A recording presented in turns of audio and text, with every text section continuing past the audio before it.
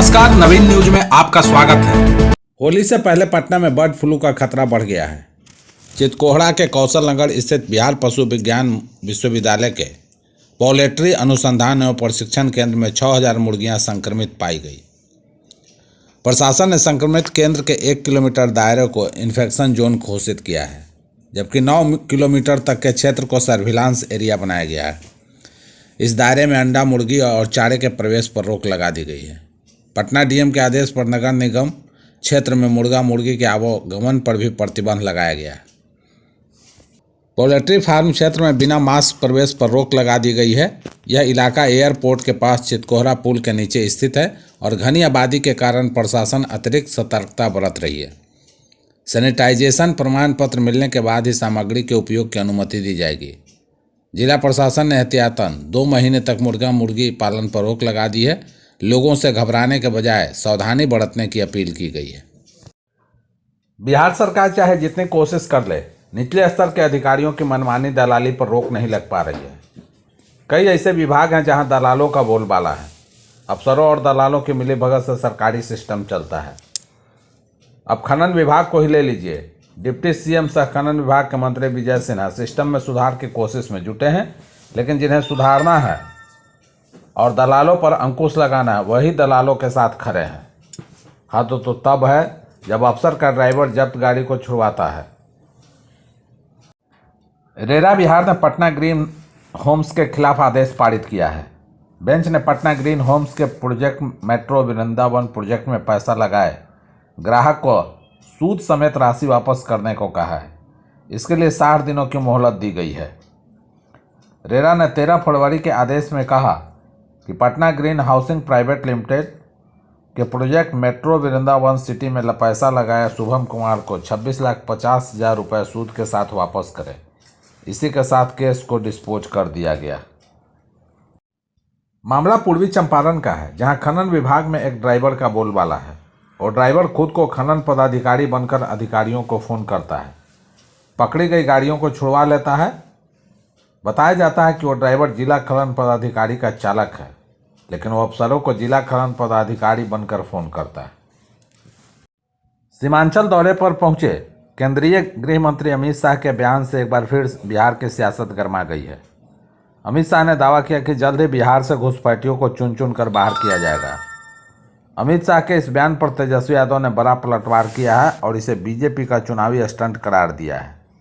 तेजस्वी यादव ने कहा कि बंगाल में विधानसभा के चुनाव होने हैं, इसलिए इस मुद्दे को उठाया जा रहा है। जहां भी चुनाव होता है, बीजेपी इस मुद्दे को उठाती है। भारत निर्वाचन आयोग ने सुप्रीम कोर्ट में अपने हलफनामा में स्पष्ट बताया है कि बिहार में कोई भी घुसपैठिया नहीं है। स्वच्छता को लेकर बिहार सरकार ने खुले में मांस, मछली और चिकन को बेचने पर पूर्ण प्रतिबंध लगा दिया। अगर किसी ने भी खुले में मांस, मछली और चिकन को बेचते हुए पकड़े गए तो उन्हें आर्थिक जुर्माना भी लगाया जा सकता है। बता दें कि मांस, मछली और चिकन बेचने वाले स्वच्छता के प्रति काफ़ी लापरवाह देखे गए हैं, जिससे उनके दुकानों उन आसपास काफ़ी गंदगी फैल जाती है। कई तरह की बीमारियां होने का डर रहता है।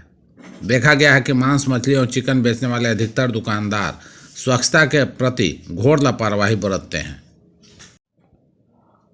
अररिया में केंद्रीय गृह मंत्री अमित शाह ने एसएसबी की 52वीं बटालियन के बीओपी भवन का उद्घाटन किया और सीमा सुरक्षा बैठकों की समीक्षा की।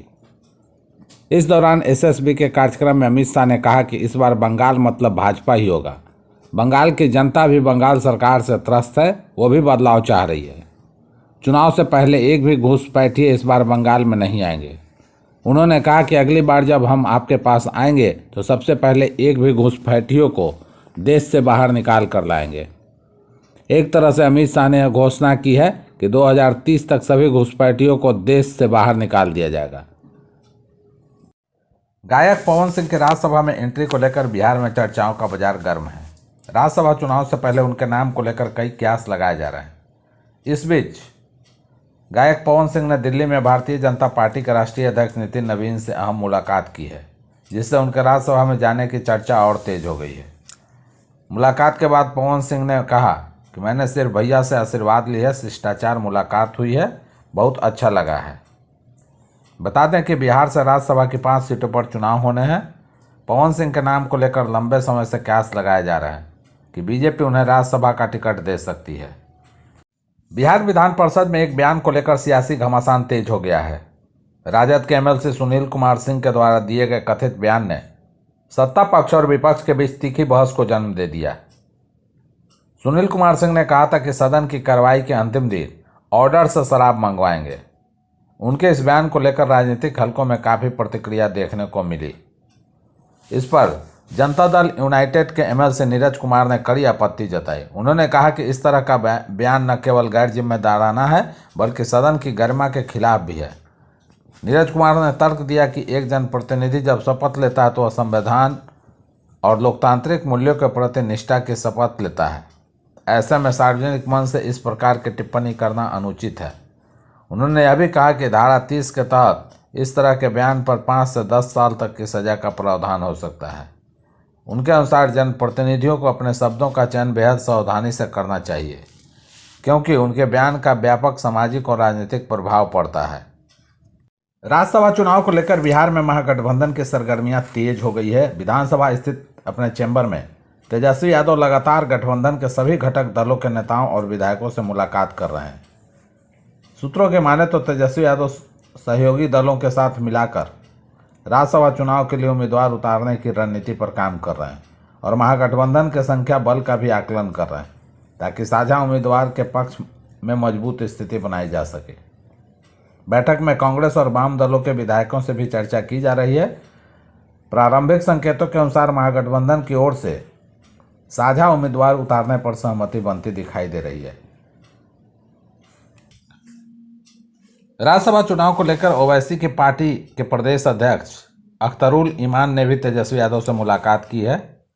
अब विधायकों पर ही विपक्ष की नजरें टिकी हुई है। अगर ओवैसी की पार्टी विधायक समर्थन देते हैं तो महागठबंधन के लिए राज्यसभा जाने का सपना पूरा हो सकता है। बिहार विधानसभा में धर्म परिवर्तन को लेकर कड़े कानून बनाने की मांग ने सदन का माहौल गर्मा दिया।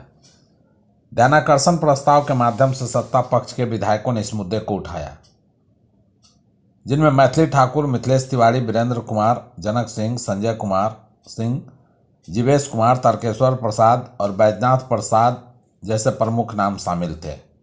इन विधायकों ने बिहार में ईसाई और मुस्लिम समुदाय की जनसंख्या में असामान्य वृद्धि का दावा करते हुए एक सख्त कानून की आवश्यकता पर जोर दिया।